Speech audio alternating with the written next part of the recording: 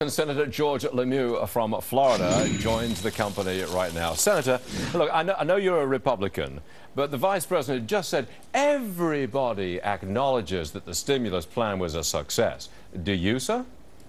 No, unfortunately, I can't agree with him. I wish it was a success. In my home state of Florida, Stuart, things are very tough economically. We're at record high unemployment, the worst unemployment that we've had since we've been keeping records of unemployment in Florida.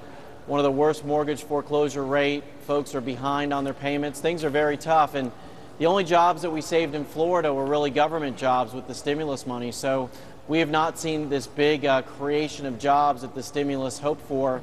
And unfortunately, things are very tough in my state. That's the stimulus plan. That was the big economic event over the past 15, 16 months. I put it to you that the next big event may well be the big tax increases that are coming on January the 1st of 2011.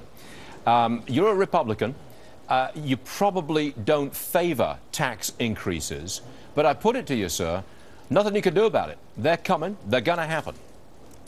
Well, I hope that they don't. I hope that this Congress has some common sense and keeps the tax cuts in place. The last thing we need to be doing in the worst recession since the Great Depression is to raise taxes on people.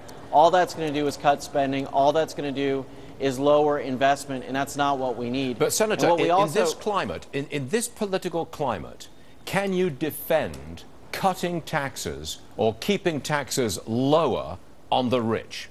Can you get out there and get votes for that position? Well, we need to lower taxes for everyone, but let's remember that the people who pay taxes are also the people who create jobs. And the taxpayers in this country are suffering, and if they had more money in their pocket, they could spend it on their families, they could spend it at the Walmart down the street, they could spend it to go on a vacation in Florida, and that would help stimulate the economy. So I believe that people should have more money than the government does, and I think that our tax rates are already too high. The last thing we need to do is increase our taxes. If the Republicans, this is a big if they took control of the House, for example, in November, would that really make a difference to the economic policies of this country? Well, it would stop this administration and this democratically controlled Congress from doing a lot of the bad things that they've been doing, which have been hurting the economy. So yes, I think it would be very helpful.